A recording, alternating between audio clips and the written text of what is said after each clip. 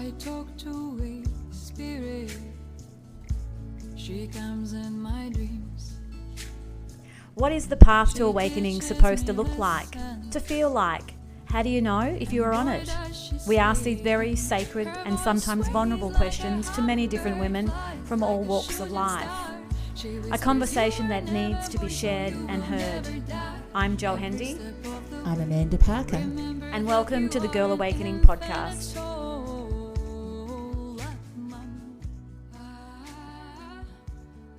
Good morning, Amanda. Good morning, Jo. Here we are, another special day with an amazing guest. Oh, yes. Taking us to places we've been longing to go for quite some time now.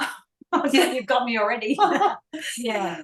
We're going to dive in because this beautiful lady has a lot to share with us today. So we're welcoming Isira as an awakened spiritual teacher of Australian Indigenous heritage, who brings the idea of holistic awakening to people around the world.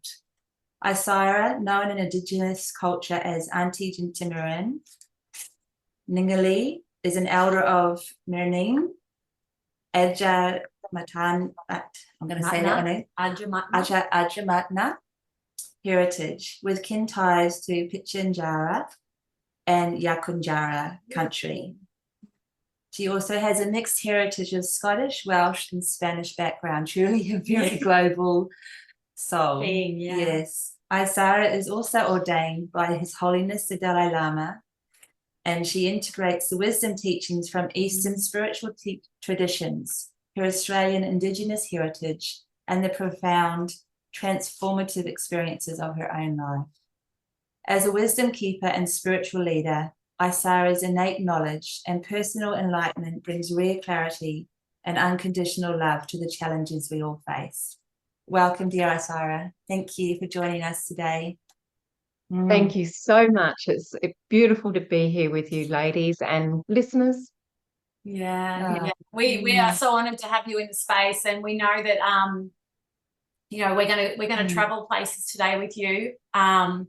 As I'm sure that you have in your own awakening journey, and we can't wait to share and to learn a lot of wisdom through you today. So thank you so much for coming in and joining us.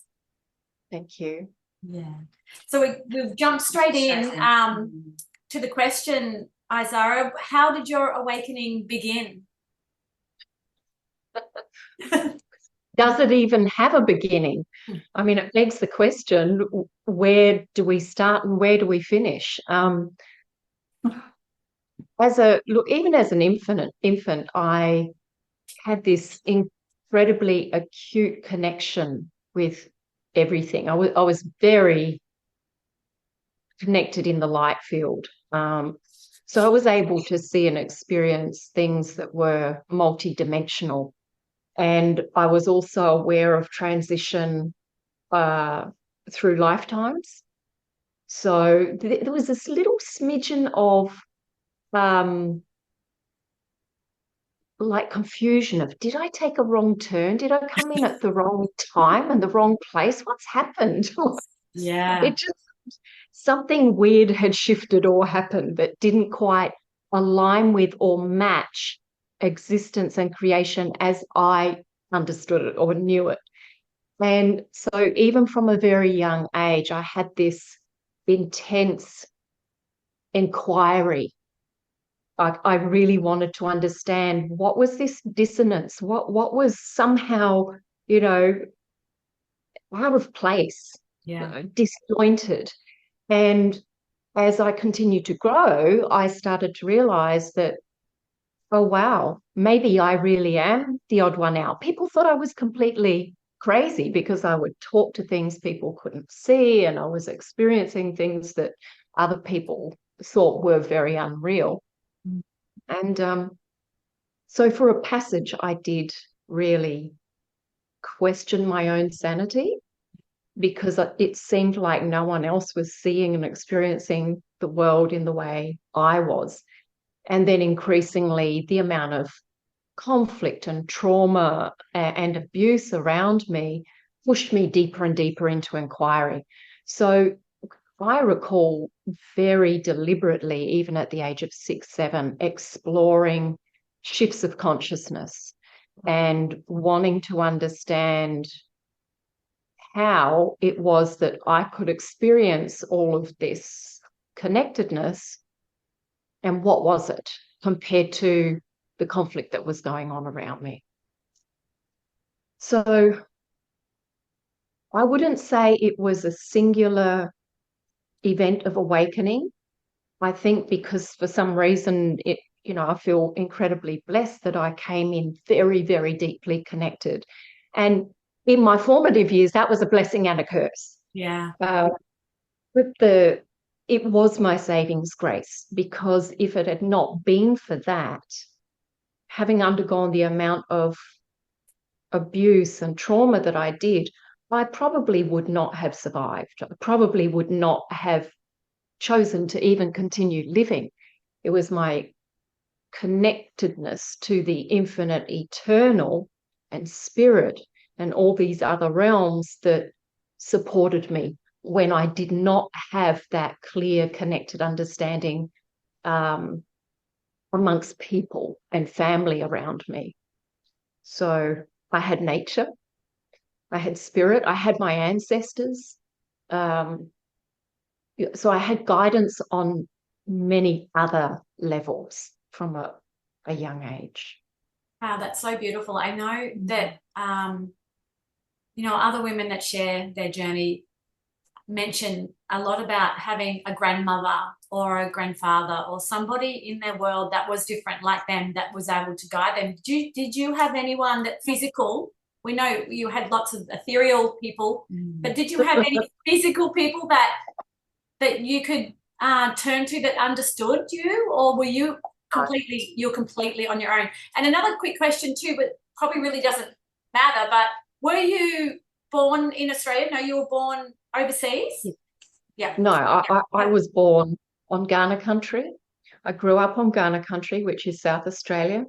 And so my ancestry is to the west coast of South Australia. In terms of immediate support at the physical level, no, aside from the occasional interaction with aunties, uncles of other mob, our family was very disconnected in terms of our heritage. But it was when my grandfather passed that things became really interesting. I think I was about 12 years old, and I'd been the one to constantly try and bring up the fact and the reality of our Aboriginality. And I was always being shut down. And so eventually I learned to go quiet. When my grandfather passed over, we're at the funeral, and all of a sudden his spirit just rose up in front of me and was just radiant and beaming at me. And I started laughing.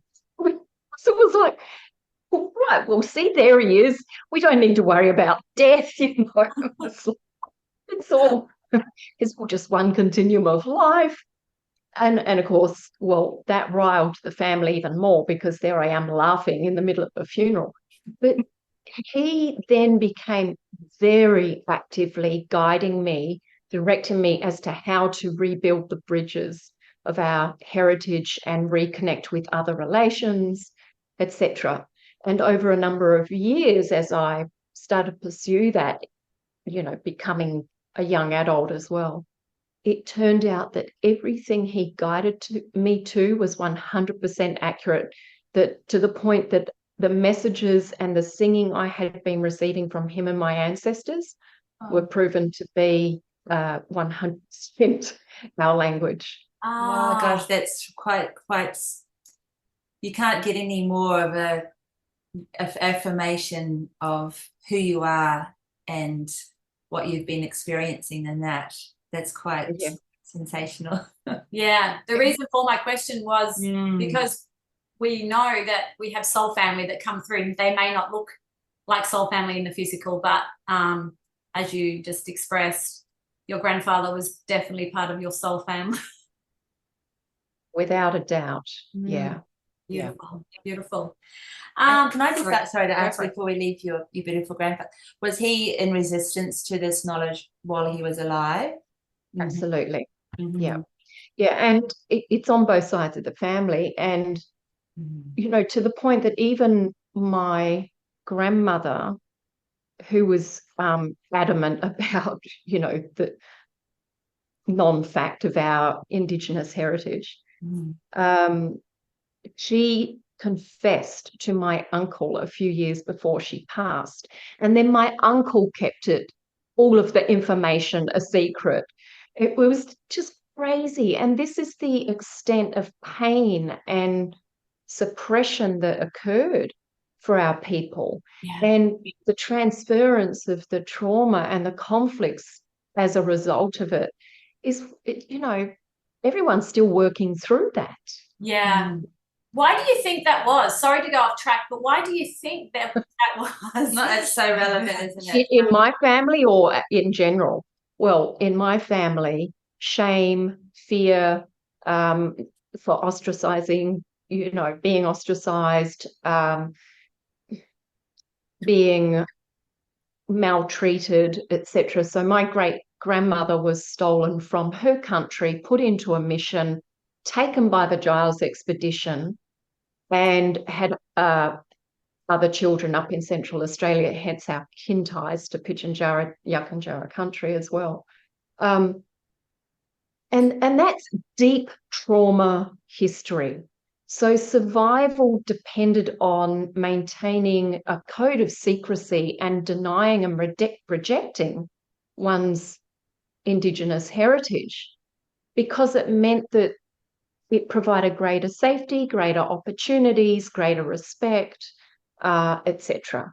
When really that was a facade, because you can't, you can't divorce yourself from your DNA or your spirit, let alone what's going on genetically and all of that culture.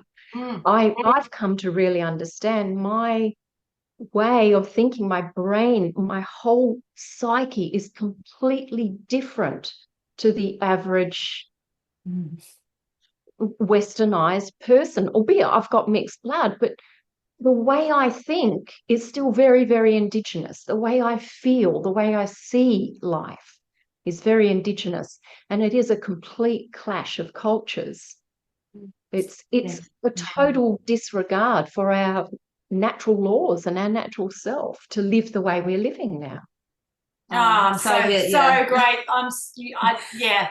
that. To hear that, and you Feel said it so beautifully. And there's so much to honor, and there's so much to learn through all of what you've just said.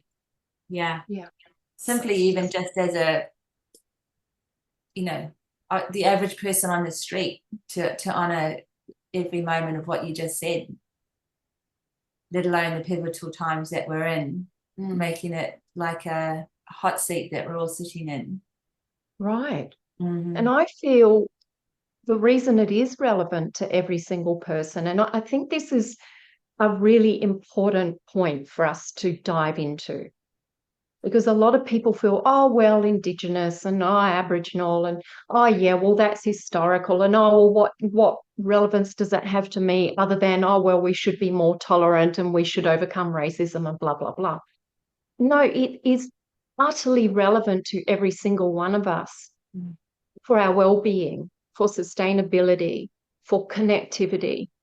We know that mental health is contingent on the level of our connection with ourselves, with family, and our environment. It's all about the environment that we are operating in. And you cannot get an example of something more connected than Indigenous cultures and society. If we look back into ourselves and every single person on the planet, we'll find all of our ancestors were Indigenous. We all lived as earth children in harmony, in accord with the natural laws. Did our rituals differ? Absolutely, of course. Did the way we frame it vary? Absolutely. That diversity, of course, is beautiful and wondrous. However, there are such deep core similarities and principles that underpinned the way we lived. Every single human on the planet lived in a way that was sustainable until we disconnected from nature, until we were dispossessed. And it's at that point that the mental health epidemic began. Oh, wow. We're trying to draw a circle around all the, the chaos going on now in the world. But let's dig down into it and look at the root causes of it. And we'll see it's all about disconnection and malalignment. And it's even bigger than just that singular topic that revolves around awakening and enlightenment. It's even bigger than just, well, I'm disconnected from myself. I'm disconnected from, the numinous idea of creation. We are disconnected from the entire fabric of creation. That is our shared grief on this planet. That is our shared conflict, and that is what we need to address. And exactly why Indigenous heritage and culture is absolutely of value, a treasure trove for every single person on this planet. Oh, Especially those who want to awaken. yeah, absolutely. I think we should cut that excerpt and put it up there with Martin Luther King, I Had a Dream, because that just Yeah.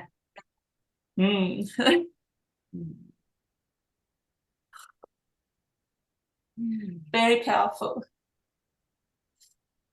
Oh, Yeah. but I think if we put it in simple terms, even like a science aspect of what you just said, like for people who don't want to acknowledge any of the soul essence, the soul, the sat nam, the truth of what you just shared. If we look at the water we have on the earth is the water we have on earth. We don't make new water. We continually are recycling water.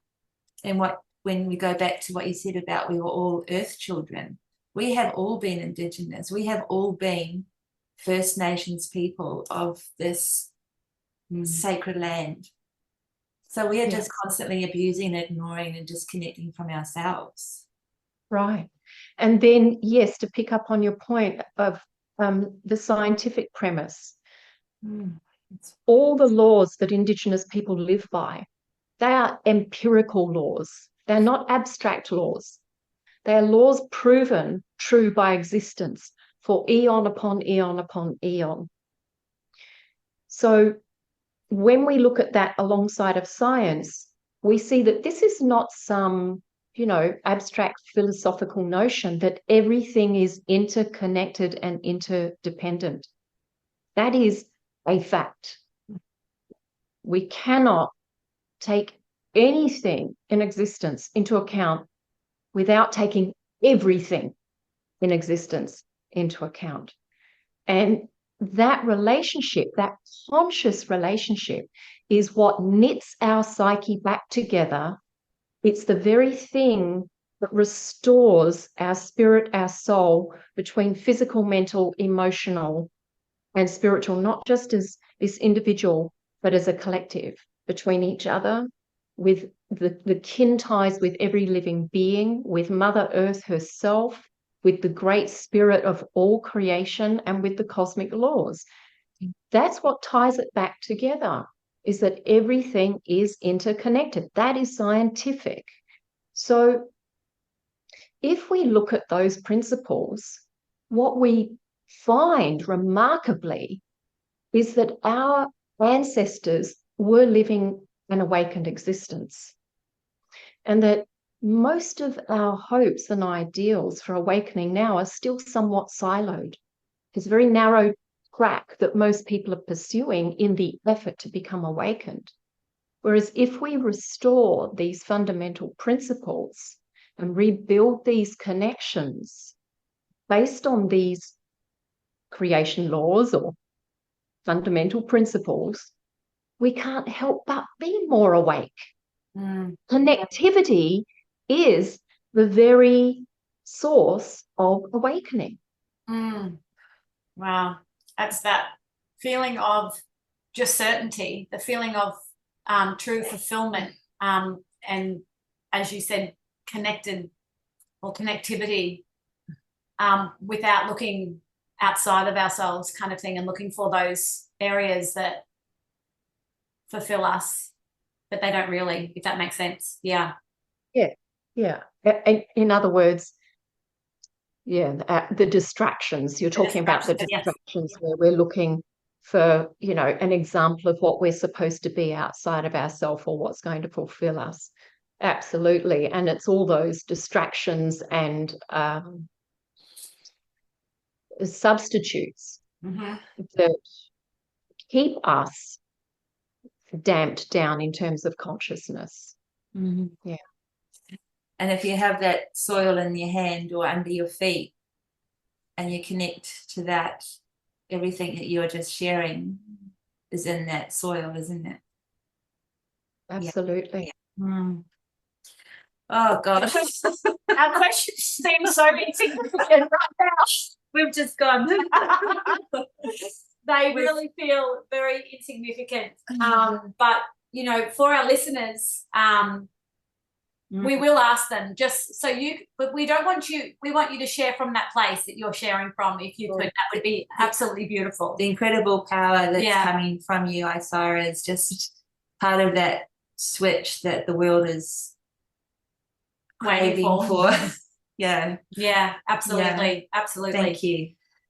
So we've kind of already touched on this, but we'd love you to take another cut in it. But when did you first notice the shift in your thoughts about the world around you? We know that you're started very young for you, but I'm sure, I'll just hand it over. Well, it was a sequence of shifts for me, being at school and observing the amount of conflict and abuse that occurred in school, not just in my home or family environment, and realizing how connected I was, and yet trying to operate in a really deeply disconnected world. But I think the biggest shift happened, there was a pinnacle event after around the age of 15. I was really struggling with my entire world, the abuse in the family, and the suffering and the abuse I was experiencing at school. And I just got to a point where it was enough. I just didn't want to do it anymore. And so I left home, and I ended up homeless.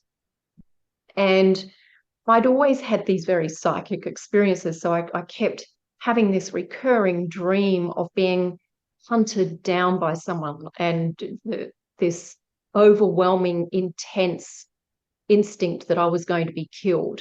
And I was constantly trying to get away. I ended up being picked up by an adult couple. And I thought, oh, well, I'll be safe if I go and stay with them. It ended up that a man was living in the shed in the back of their place, and he took a bit of a liking for me. And the more he pursued me, the more I tried to pull away, the more he pursued me.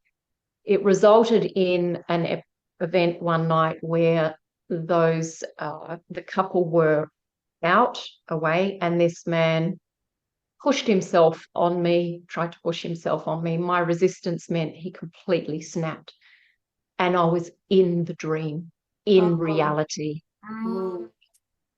So not only had I been having all these experiences that everyone around me was trying to shut down and say was unreal and I was loopy, but all of a sudden I was encountering the physical alignment between having vivid psychic awareness and dreams and reality itself.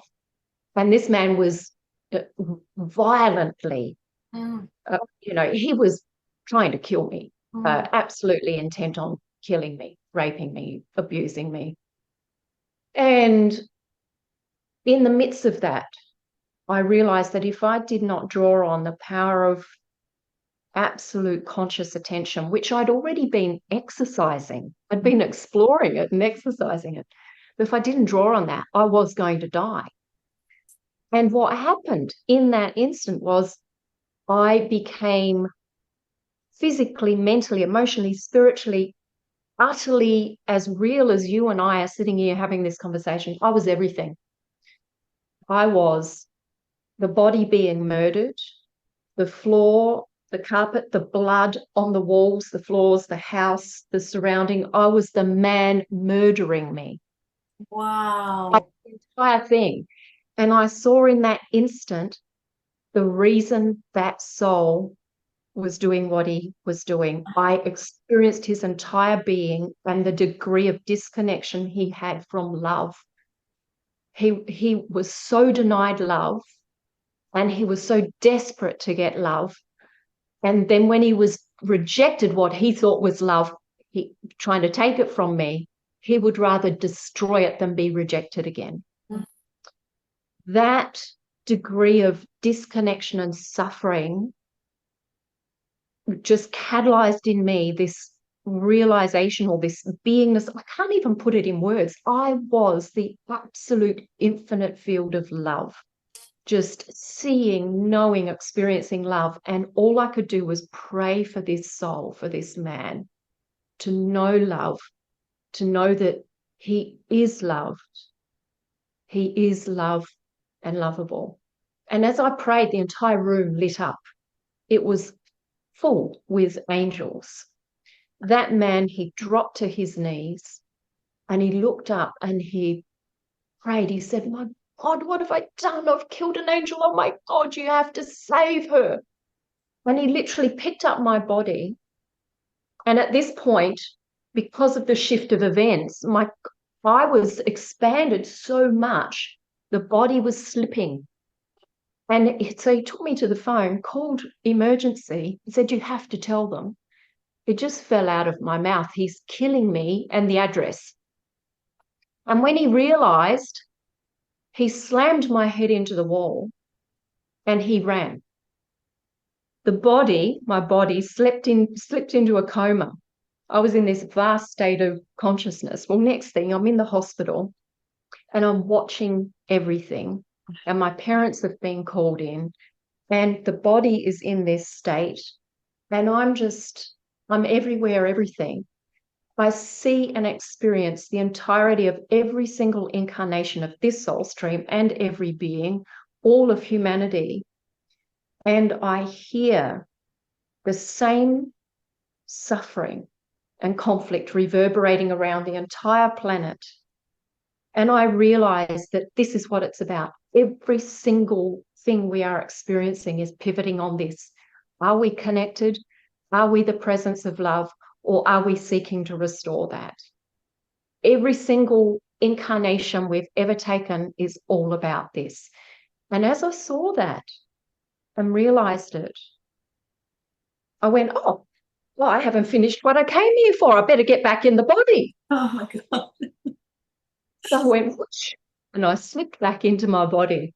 And, well, my body was extremely beaten and damaged. And so my entire face was completely swollen, and the eyes, there was almost no eyes. But I blinked them to try and open them. And my father, who was standing at the end of the bed, saw my eyes move. And he looked at me and he burst into tears. And he told me he loved me for the first time in his life. Wow. I lay there knowing I am that. The unborn, the undying, the unbreakable, all existence is this. I felt no resentment to the man who had tried to murder me. I did not feel as a victim. I simply knew the quest, the nature of all of us, and that this is what we're here for. So that, in terms of my human experiences, was probably the most pivotal moment of tying it all together, of understanding, okay, this is what I am experiencing. This is reality. This is what I'm here for. This is what we're all here for. Right, I can get on with it now. Oh my goodness. My At goodness. 15, Yeah. to have that deep passage into grace and all-knowingness, and then to continue on with in that vein, you have certainly been awake right from the very beginning. It's incredible. Yes, and it's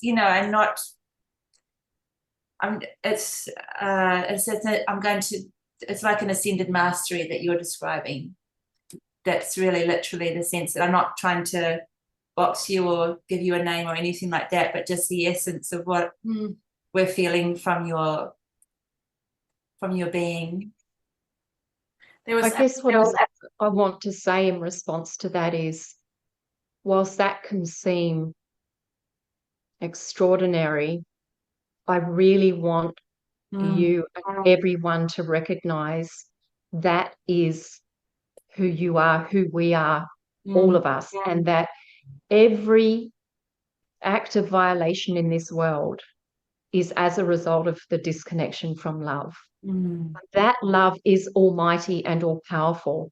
That is the power that transformed that event. The presence, the potency of that absolute unconditional love, that somehow I was able to be in that state, to resonate, embody, to know, to hold that absolute love for the man who was murdering me, was the very thing that woke him up. The murderer became the savior.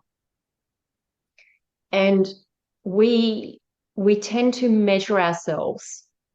We quantify everything. I would rather hope we can look more to qualifying. What are the qualities of our being? Don't worry about the quantity, the level, how much. Don't worry about that. What is the quality of you, of me? What is the quality of our experience in every moment? We're all made of the same stuff. We're all consciousness. We're all part of this fabric of creation, and its underlying essence is love. And it's that power that's going to guide us. Yeah. Thank you. I feel when our listeners hear you share that experience, like we've been sitting here, I feel that in ourselves, you can feel that disconnection, that violation relationship, and I feel it's very awakening. Oh, it's like no, a shake. It's like a wake up. It's like a DNA. It's a cellular connection. What you have to. It's like my ears are hearing it, but my body is feeling it on every way. It's a very powerful frequency. Yeah. It's like a vibration. Yeah. That's just where the message of what you're sharing is just screaming to be put in place. Yeah. In everyone's hearts.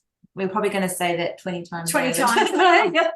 And I'm not even sure where to go next. Yeah, let's keep going. Let's just keep going. But maybe that question could be really powerful. I think so. Because, after that experience, I'm absolutely sure that it was like, bam, you were a different person.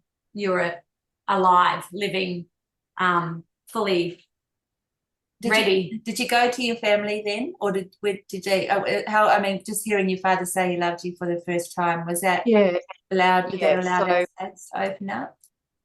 Definitely. My family took me back home. It was the beginning of a huge process of healing and transformation and reconciliation. It was big. It wasn't that everything was all of a sudden all sweet and roses and back into place, but it had fundamentally changed everything, without a doubt.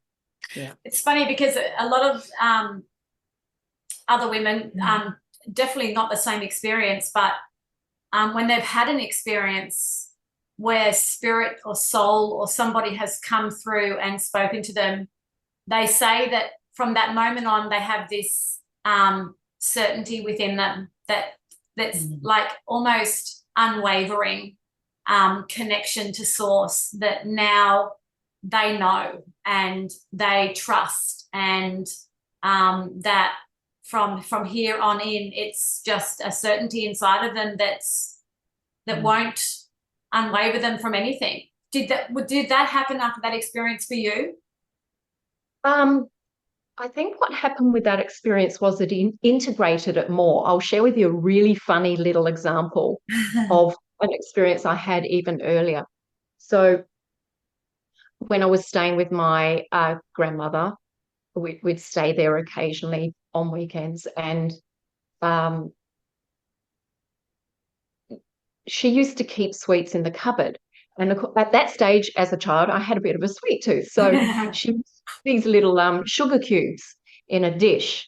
And I asked her before bed, oh, can I have some biscuit or some lollies or something? No, you've done your teeth. It's time for bed. So anyway, while she's doing something else with my sister, my younger sister, I snuck off into the kitchen and I stole a couple of these little sugar cubes out of the bowl. And I went and I quickly climbed into bed. And I'm lying in bed and I've got the little sugar cubes. And next thing, she comes in and she's going to make sure we're all tucked in. Well, for some reason, she pulled up the sheet to smooth it out before she tucked it in. And she went,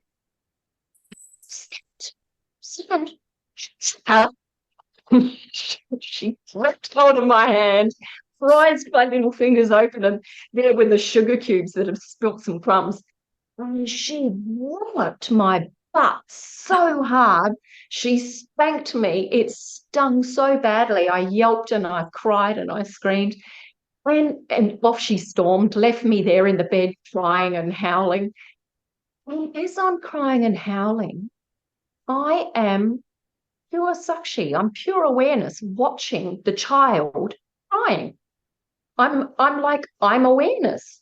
And I'm watching this. The child's having a outright tantrum. And I'm looking and going, yeah, well, you're having a tantrum. And I'm this awareness going, oh, well, doesn't matter what happens. You know, this is the rock. I'm just here. I'm just being unchanged, undisturbed. It was so pure and vivid. It was just like this anchoring of knowing I am that. So when the event of the being nearly murdered happened, sounds crazy to jump from sugar cubes to being nearly murdered, but it was an integration of the I am that as a lived experience. So it's one thing to have an epiphany. It's one thing to enter that as a state of awareness. It's another to embody it entirely to the point that in the face of a murderer, one remains and is that presence of love and transcendence. So the gift from that was it grounded my knowing of purpose. And that wasn't going to be a teacher, or oh, I'm going to go off and be an artist, or I'm going to write books. That wasn't purpose. The purpose was be this love. Be the absolute unwavering truth of I am this. I am the unborn, the undying. I am the unbreakable. I am this infinite love in every moment. That is the purpose. Wow, that is so powerful. And we are literally going to go off track. We're going to scrap the questions. Yeah. We are going to scrap the questions because I just want to jump into that and say, so where did that take you from there? Like, you're now like 15, are you 15 now? You're nearly 16. Nearly 16. Yeah. Where did this take you? Where did you go from here? Well, added to my little rebellious nature, it meant I had even more determination to live my life authentically. I resisted taking up, conventional approach to life. And it meant I went deeper and deeper and deeper into my spiritual nature and spiritual quest. That resulted in me being collected by Tibetan lamas and taken back to Tibet, and ultimately being ordained by His Holiness and undergoing that entire passage, which was extraordinary because up until that point, I had been so alone in that the experience of that scale of awareness of spiritual being. And so the opportunity to be with the Tibetan Buddhist fraternity was a time of such grace for me. It enabled me to take a breath and to sink into and integrate even more layers of awareness and beingness and my unique nature and expressions and the wisdom that I was in touch with, and how to live that and be that in the world. So then I ultimately realized or recognized within that passage that I had made a vow in my previous incarnation that I would not hold on to a lineage or a hierarchy, and that I would work in service of the universal consciousness. And so I left the fraternity with deep gratitude, but I realized, no, I'm not meant to maintain a singular identity or lineage in that way. And so, my journey just kept unfolding, one layer after the other, deepening, and then, reintegrating more of my ancestral connection, connecting more with my family relations, Aboriginal relations, undergoing initiation through my songlines and sacred sites. So there were a lot of things that were knitted back together. Yeah. And then in the midst of that, I kept having people asking me over and over and over to please be our teacher, please, hold space or whatever. And I'd resisted that for a long time until I was kind of pushed into that scenario or role, Yeah. So kind of like you gave into that relationship with the internal world, and then there was a point where you were out there for other people as well to share what you'd knitted together, what you'd integrated, Yeah. Which has just been extraordinary, such a blessing and so profound to share with so many people in such an intimate way, because there is nothing more intimate than coming back to truth and sharing that space of sitting in truth together. You can't get more intimate than that. You can't be more exposed or vulnerable than inviting oneself to be authentic again, inviting oneself into the space of absolutely unconditional love. And everything that gets exposed in that process, that it can be profoundly humiliating. It can be so embarrassing when we're confronted with our conditions and the ego. But the opportunity for us to sit together and hold space and hold presence that is just love, that says, I see you. Yes, here are the conditions, and you are seen. We are seen. We are this love. That's just incredible to be able to share that with so many people. Oh, yes. Yeah. Yeah. I feel like you're giving us just the most incredible gift by sharing yourself today in your truth for our listeners. Oh, it just feels so expansive just sitting in your space. It's just, you can feel there's no ending. It's so beautiful. It's so beautiful. I also want to ask a very human question. Most of the time, oh God, I get emotional even saying this. Yeah. As a human, we're here because we want to be loved.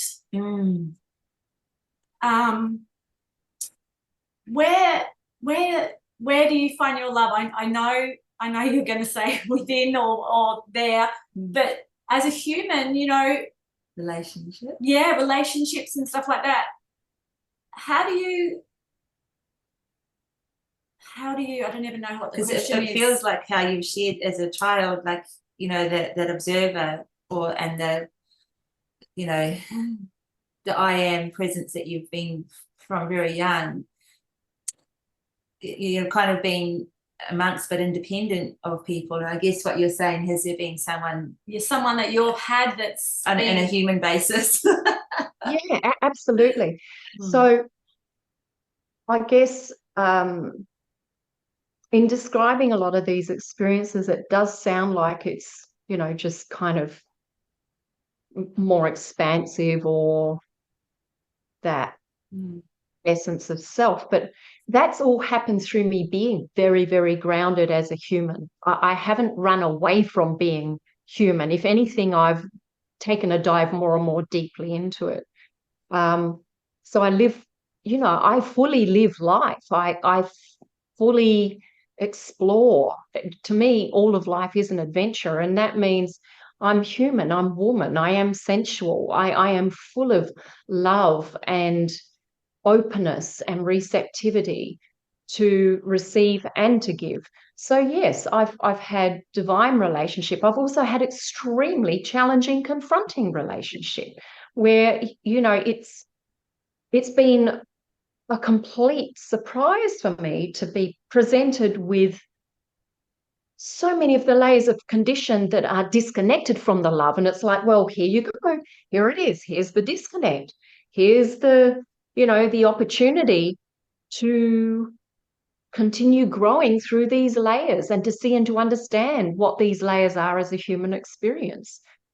And I would say that oftentimes on the spiritual quest, it seems like a lot of people get lost and sidetracked down that path, that they think, oh, it's about ascending and transcending the human experience so that, oh, finally we can be free of the, you know, the wheel cycle of reincarnation. Sorry, I say bullshit to that. Really, because we are the totality of creation, being its wondrous unfolding. And that is physically, mentally, emotionally, and spiritually. It is formlessness. You can't separate those out. And this is how consciousness is manifesting and experiencing itself through these focal points of what we call the individual. So I celebrate fully being the individual. I also recognize that the irony, the incredible irony that we say, oh, we want to awaken, we want to come back to oneness, oh, let's ascend and transcend, and let's be disconnected again then, chap. Dissociation. Our deepest fear as humans is alienation, is isolation. That's actually our deepest fear. So as a woman, as a human, of course, I wish for that greatest fulfillment, to share the journey in every way possible. I have beautiful, deep relationships with so many people. Those who work with me have been absolutely extraordinary as my companions in devotion and love and service. My family, who I've continued to grow with, the relationships I have had, and even those, like I say, from absolute divine, where one of the relationships I had, there wasn't a moment of arguing. Everything was in conscious sharing and communion. And then another relationship where this particular man he was awake to some degrees, but in that awakeness, he was dealing with all of his unresolved layers of conditions. But we still have the most beautiful, blessed love, even though it came to a conclusion that we didn't continue the journey together. Would I love a man in my life? Absolutely, I would. So I say revel in it. You know, it's why I called my autobiography Buddha on the Dance Floor. Oh, That's brilliant. Because whilst, yeah, sure, reawakening to our Buddha nature, Buddha consciousness, brings us grace and freedom and peace and liberation, it's not the end point. The end point is to dance with it, to revel in it, to live life fully, to bring all of that transcendent realization into the world. To me, that's what our awakening is about. It's not about, oh, let's awaken to free ourselves from our suffering and, you know, then we'll be done with this human life. No, it's actually not for the individual, it's for the whole. That's, You thank think you. about it. Awakening, awaken to oneness, awaken to the all right, I'm just going to do that for myself, and I'll just tootle off and, you know, go off into the ethers, and I'll be all alone as this great big vast oneness. And a star will be a sparkly star up there. That's so beautiful that you've communicated that, because that's exactly why we created this podcast, is because yeah, you know, it's not that just one way, or it's not this way, or it's not that way. It's whatever way it is for you, that's how it is, and it's ever evolving. Yep. It's not you'll never get there. You know, and that's the fun of it. That's the fun of it. That's the journey, and that's the ride. And it's, you know, and the one thing that I've been learning personally is, I did think that once upon a time that it was all about connecting with source and going up and being free up there somewhere. You know, I didn't even know where that was, but being here but coming home. I'm home now. yeah. Through even doing this podcast, I'm learning more about the full grounding back into earth, you know, and that's exactly where more of the awakening begins, when we go back in. Yep, absolutely. And it's why, in some ways, I've gone full circle back to my Indigenous heritage too, and I really incorporate that in what I share, because, you know, to me, I can't see something more real than that ties in perfectly with awakening. Because if we are interconnected with all aspects of self through creation, through nature, through our kin ties, our relationships with soul, with spirit, that we're all part of that same being, and with the cosmic laws, the natural laws, then it's kind of foolproof. You know, we don't even need to try to awaken. It just happens naturally. And I guess what you just said, it's not trying to be in a different state. It's allowing being in this moment of ourselves is oh yeah, beautiful. Wow. Yeah. So that's kind of like a segue in a way, because into what you do, isn't it, as far as country and how you share awakening with people, is taking people out onto country. Is that, can you share a little bit around, because I feel like that's a part of where we could go next with you. Beautiful. I would say it's one of the things I'm most passionate about, is inviting people into that immersive experience where people get the opportunity to sit on country and apply, you know, a lot of the tools so many people have gained with meditation and self-reflection, etc. But to really integrate that with the direct experience of being still, being in dadari, being in absolute receptivity on country, in a way that activates us, that doesn't happen when we attempt it in isolation, when we're just sitting, you know, in the corner of our room or in a meditation hall. It's a very, very different dynamic when we come together as community, and we're doing that supported by nature and ancestors and spirit, and also from ritual. You know, it activates and stimulates something that's very deep in our DNA as humans. The ritual of sitting around fire is something that every human feels something from. You know, we're all activated by that. The ritual of bare feet on earth, sitting on earth with your back against a tree, etc. it's been proven with science how much that reactivates us. So I do a lot of different events, and I do really try to commit to at least one retreat a year. So there is one coming up in April of 2024, and that'll be in the Hunter Valley region. That's New country. So I've also done a lot of pilgrimage, taking people into Central Australia, Uluru, following the songline of my great-grandmother. That's incredibly profound and powerful when we've done that. And for those who can't necessarily physically come along and join in, I do share online as well, and I love to join in with these type of events.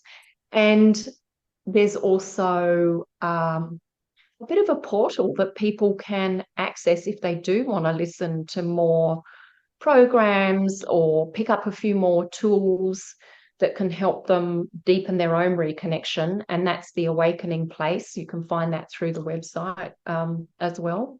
Yeah. Isira. And then there's the books. There's, Yeah.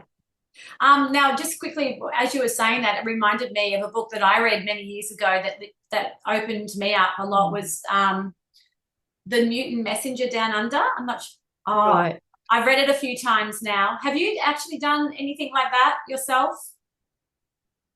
Well, do you mean write a book like that? No, sorry. Like go Called. walkabout, or being called to go walkabout for a long period of time. Yeah. I have done it. Yeah. And increasingly my soul is saying, hey, you got to free up from all the commitments and, the schedules that I've been holding for quite a long time. I mean, COVID's kind of shook things up for all of us anyway, but I've been increasingly getting that pull to go back into walkabout sabbatical for a more extended period. And I've done that in different periods in my life. I just get the call and I've got to go. That's so beautiful. Yeah. Wow. If only all of us could experience something like that. I know there are opportunities for people, but if we listened and heard that for ourselves to be able to do that, how wonderful that would be. And the thing is, doing something, for example, like retreat, a lot of people can't manage to unplug themselves and go off walkabout for a month or 3 months or 6 months or whatever. A lot of people can't manage that. They do have too many ties and responsibilities, but you can manage 4 or 5 days very often, So think about the value of even that. And then let's pare it back down even more for those who can't manage 4 or 5 days. Find a day a week. For those of you who can't manage a day a week, find an hour a week. Unplug. Take your shoes off. Sit on earth. Open your heart. Just surrender. Let go of your mind and just be open. Be present. And that is enough.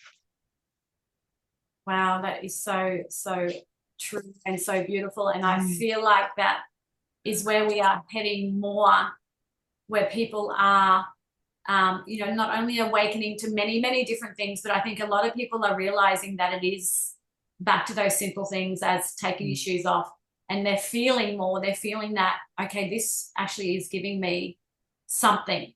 It's not about taking or any of that. It's about what you're feeling. The resonance of that is bringing you more home than we thought. We're looking for it in so many other things, and it's as simple as just taking your shoes off and walking on the earth and speaking into the breath as you're doing it. Yeah. And I guess one of the reasons so many people are discovering the benefits of that, again, it's because it's empirical. This is proven by science that when we remove our shoes and we stand on earth, we reconnect the entire current of life force with earth. We plug back into, not that science has proven this part, but this me speaking from my ancestral awareness and my own direct experience. we literally plug back into the divine field of intelligence. Every bit of intelligence is available to us when we are connected and plugged in. And the thing is, it's not a mental process when we go about it this way. It's not about us trying to resolve anything. It's just about us being where we are and connecting in the right way. You know, a lot of philosophers say, if you want the right answer, you need to ask the right question. And I guess what I'm saying is, if you want the right experience, you need to create the right experience. Yeah. And that's it, very simply. It starts with these simple adjustments, and they're so natural. And science has proven, well, it changes our neurological activity, our brainwave states, our physiology. And so the effects are immediate. And I think that's like science is coming back around to with more and more expansion in the field of quantum physics and quantum everything, that, you know, science is starting to go, oh, okay, yes, well, actually, this and that, as you just shared. But in this way, could you just share with our listeners, like, we've talked about song lines a few times, and could you just share with our listeners what song lines are, or, you know? Sure. Well, there's different levels of how it will be explained. So I just want to start with that so that everyone who's listening doesn't feel confused if you hear a different explanation.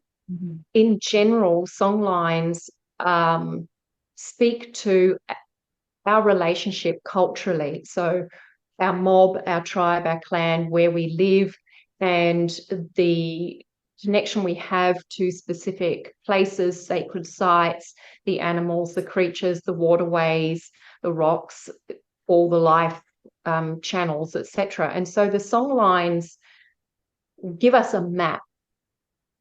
And through the song line, we know our seasons, the cycles, our relationship with all the different life forms, our responsibilities within our clan and our tribe, where we can travel to, where we cannot travel to. It ties in deeply with our language. And it's this holistic way of tying together information, memory, our part and our relationship with it, and our responsibility to the future. So for me, my song lines keep me deeply connected to my ancestors and the ongoing patterns of life and my relationship to it in the here and now as well.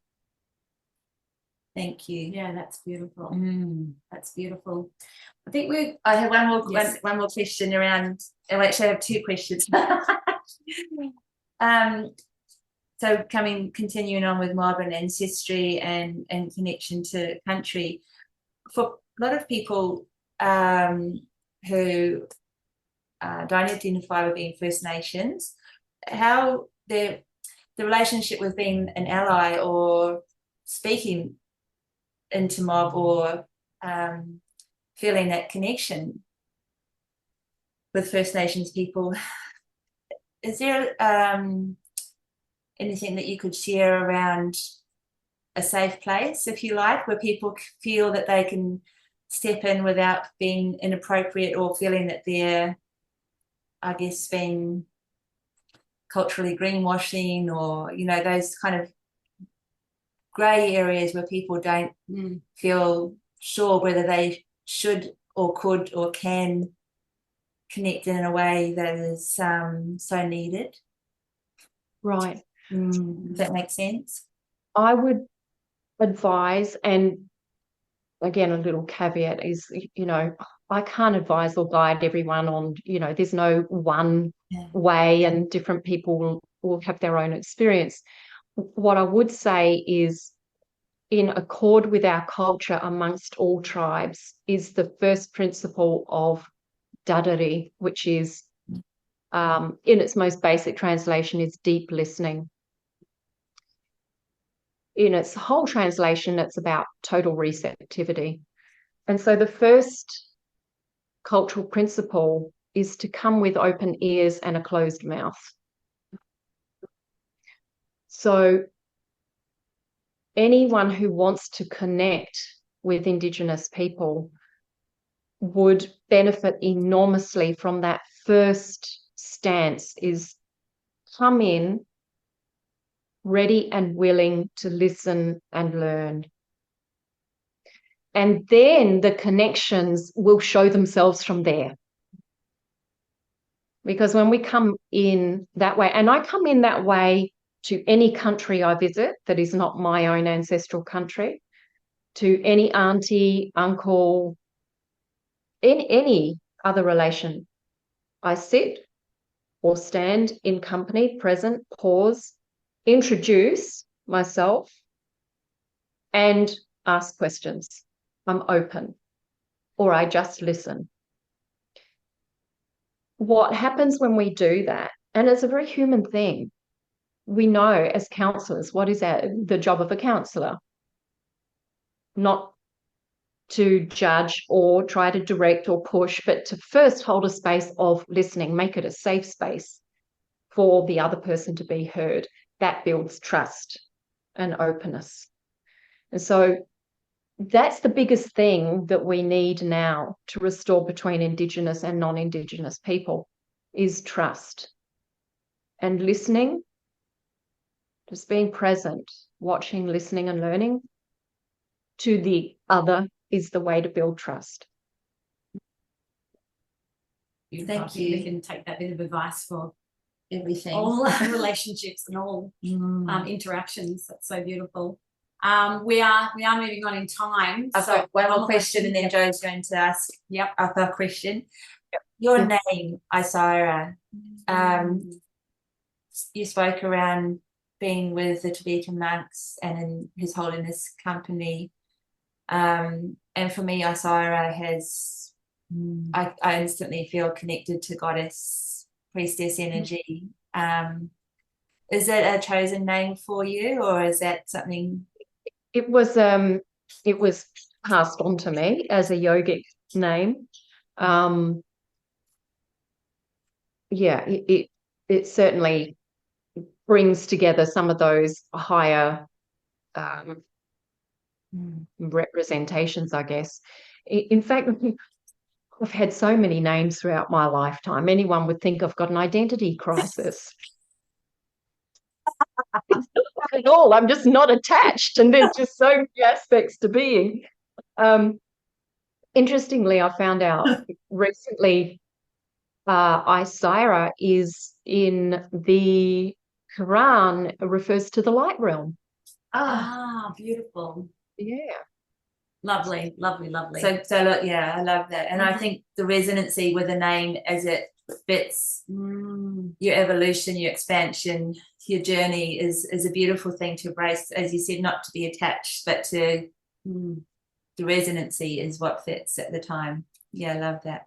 That's definitely the case. And I find it fascinating because a lot of people pass judgment on others when they get a spiritual name or so, change their name or something like that. But how you just described it is perfect, because we are constantly evolving, and we occupy a different vibrational mindset in different stages of our journey. I know for myself, even from the youngest age I could remember, I so felt like the name I was given at birth just was dissonant to me, my being, my soul. I was like,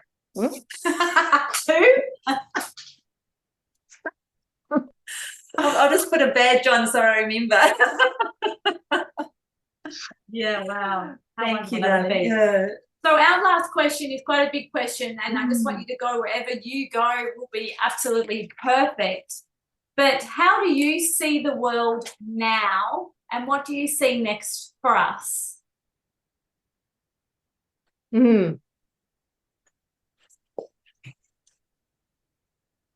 How I see the world now is a multi-layered kaleidoscope. And what I mean by that is we could look at the world through any given lens in any moment. it is so extraordinary and so overwhelming and so confusing all at the same time. It is wondrous, it is exciting, it is adventurous, it is confronting, it is frightening, it is threatening, it is opportunity, it is transforming, it is quickening, it is accelerating, it is awakening, it's everything. We are in a time where what I see happening is an overlap, if you like, of two primary paradigms. So if we think of one paradigm like a sphere being the unconscious, the conflict and the disconnect, and the other paradigm being our true nature and reawakening to that. And it's like we're in the middle, we're in the overlap. And then if we look at it in a more 3D or multi-dimensional model, we see that there's this spiraling simultaneously of catalyzing, awakening and healing and transforming, and unraveling and collapsing and corruption and utter depraved ends of the ego. You know, it's like, it's just, yeah, it's all happening all at the same time. And so there's a couple of things happening as a result of that.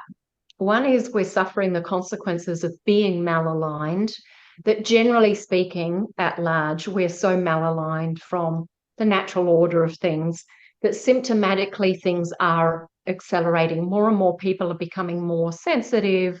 There is more mental illness, there's more physical illness, etc. You know, there's just this escalation of that. It's like we're living in a toxic soup in some ways. Yeah. But on the other hand, that escalation of sensitivity is pushing more and more people to ask questions. And I remember talking about this kind of model principle that I refer back to, and that is that, you know, we come into this world and our disconnection creates conflict, and we seek to appease or resolve that conflict. We create more conflict by we talked about that before, these substitutes and things that are, it's not authentic or true nature. But the reality is, the further we go into conflict and suffering, the more misaligned we are, and the more misaligned we are, the more conflict we suffer, until the point where it's so much suffering that we start to look in a different way. So suffering is directly linked to awakening. We actually cannot continue to suffer and not awaken, because at some point we seek out, which ironically actually points us back in. And as a result, we start to look in a new way, in a different way. So it's you know, the universe and its makeup is really, it's foolproof. We think we can, you know, that we're stuck and that there's no hope. But that's only because we're so myopic as humans. We're so short-sighted. We're fixated with ourselves and this little timestamp of life and the universe. But we're not even a blip in the scheme of the universe. I mean, you know, it's been measured now, well, according to where science is at now, that the universe, the cosmos, is 14 billion light years in its span. Wow. So, like, how do we even fathom that? Yeah. And here we are worried about ourselves and where the world is at. Well, of course, because we're being it, having the experience. What I'm trying to do is say, let's keep massaging our perspective on things. Try to stay aware that there's always another perspective we can look at it from.